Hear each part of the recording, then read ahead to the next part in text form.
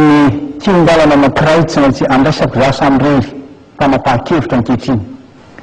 Io zao fisavorovoroana misy tsy mifito vim-pijery na eo anivon'ny folalim-bahy na eo anivon'ny olom-pirenena. Zava-dehibe loatra nefa ny famerenana anga ny tena amin'ny filaminana sy mba ahafahana miasa maraka mandinika na makafaka lalina ny toe-javatra misy eto Madagasikara ankehitriny.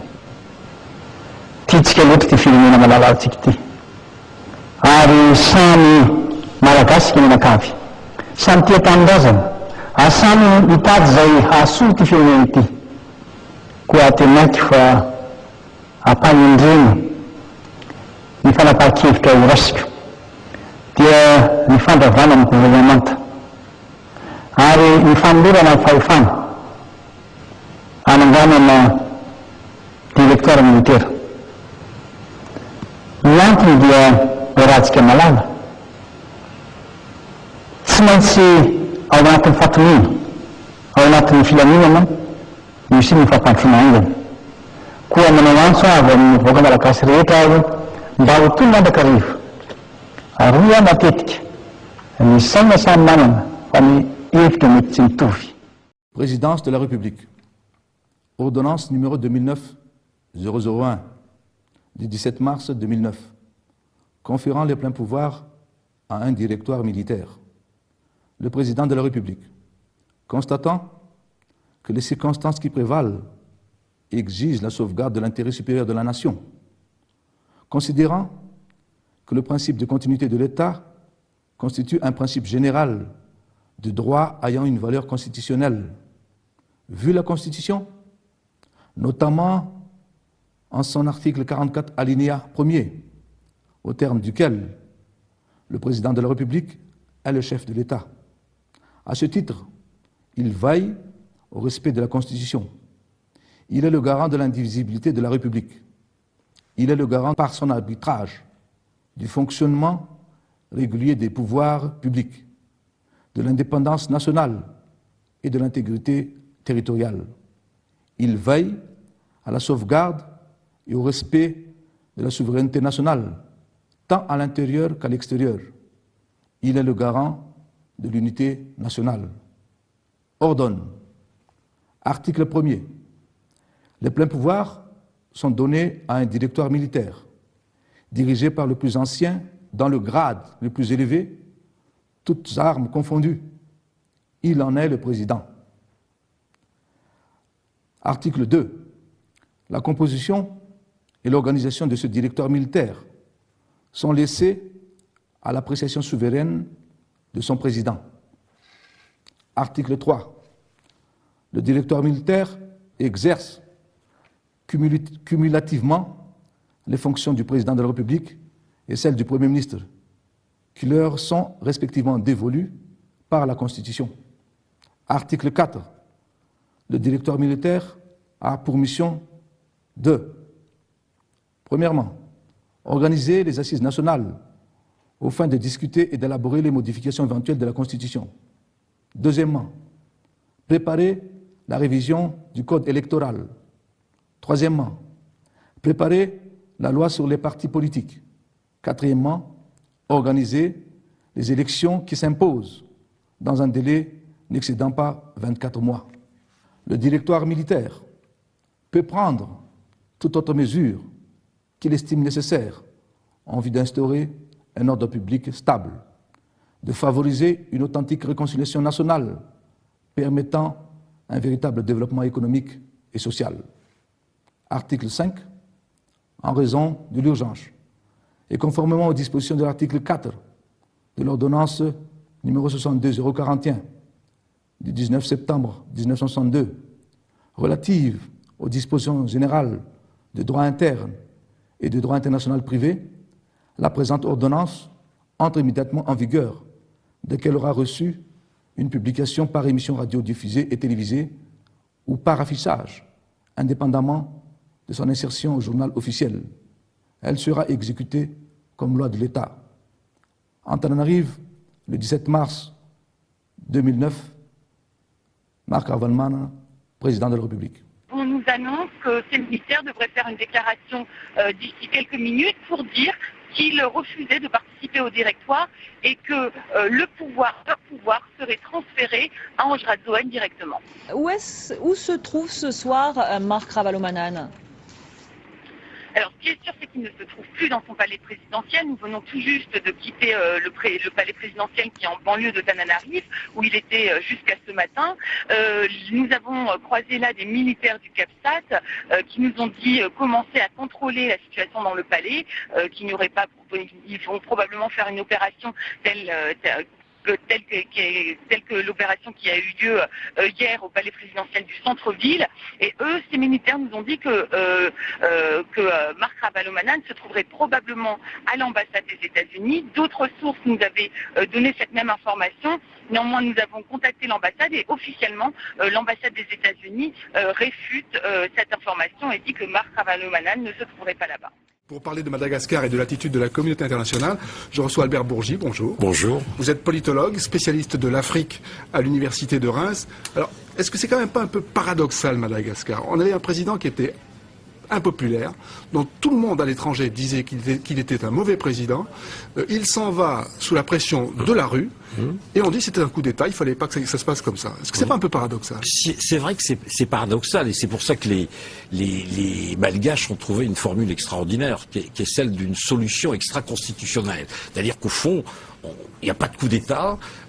On a simplement pressé le président en place, on l'a obligé à démissionner, lui-même a transféré, mais très rapidement, bien évidemment, pour un temps très court, le pouvoir à un directeur militaire qui lui-même a choisi donc Hans Radzoel. Donc on est dans un scénario qui à la fois, bien sûr, ne se rapporte pas directement à la Constitution, mais qui a été rapidement consacré, légitimé justement par la Haute Cour constitutionnelle.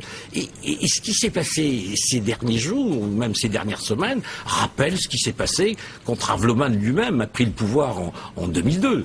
Et certes, il y avait eu une élection à ce moment-là, mais cette élection n'était pas totalement achevée. Il y avait eu un premier tour, on a annoncé un deuxième tour, et au bout du compte, au bout de quelques mois, bien la Haute Cour constitutionnelle a purement et simplement décidé que ce serait Marc Ravalomanane qui serait président de la République.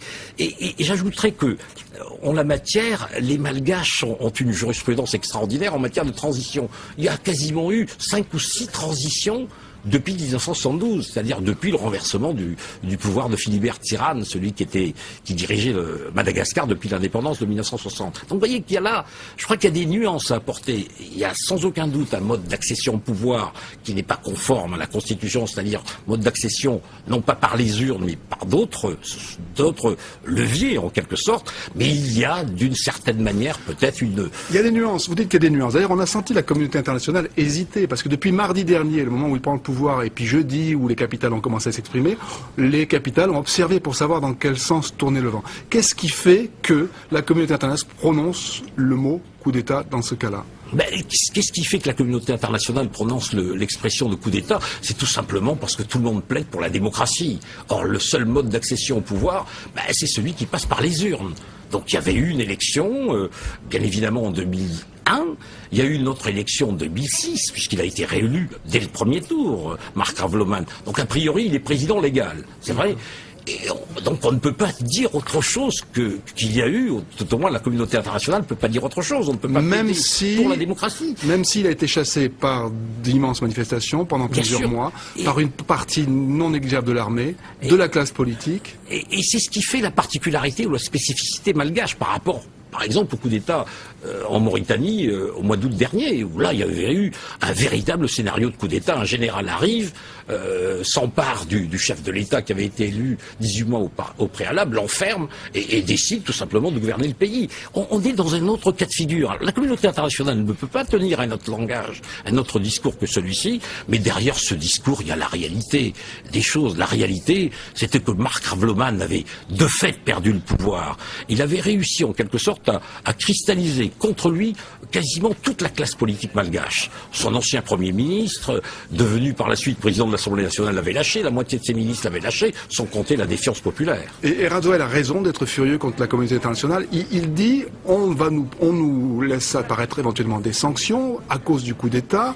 alors que c'est les Malgaches qui doivent décider de leur avenir. C'est pas l'Union africaine, l'Union européenne, les États-Unis. Je dirais que la communauté internationale est dans son rôle de condamner, mais également qu'à côté de cette condamnation, il y a d'autres aspects qui se négocient, comme par exemple la durée de la transition. Sans doute que la communauté internationale voudrait que les élections interviennent dans un délai beaucoup plus court, comme c'est toujours le cas, et que surtout cette transition soit encadrée par des structures et qu'elle ne réserve pas tout simplement au chef de l'État désigné, qui est le président de la haute autorité de transition. Il faut le souligner. Il ne laisse pas tous les pouvoirs, puisque l'Assemblée nationale a été suspendue, le Sénat a été lui-même aussi suspendu, et que son président a disparu. C'est pas bon signe quand même. L'Assemblée nationale suspendue, c'est pas bon signe. Premier mauvais signe, et deuxième mauvais signe, 2 ans avant les élections. Pourquoi 2 ans? Mais c'est-à-dire que pourquoi 2 ans? Je crois que la négociation va porter, en tout cas entre le nouveau pouvoir malgache et la communauté internationale, va certainement porter sur la durée de la transition.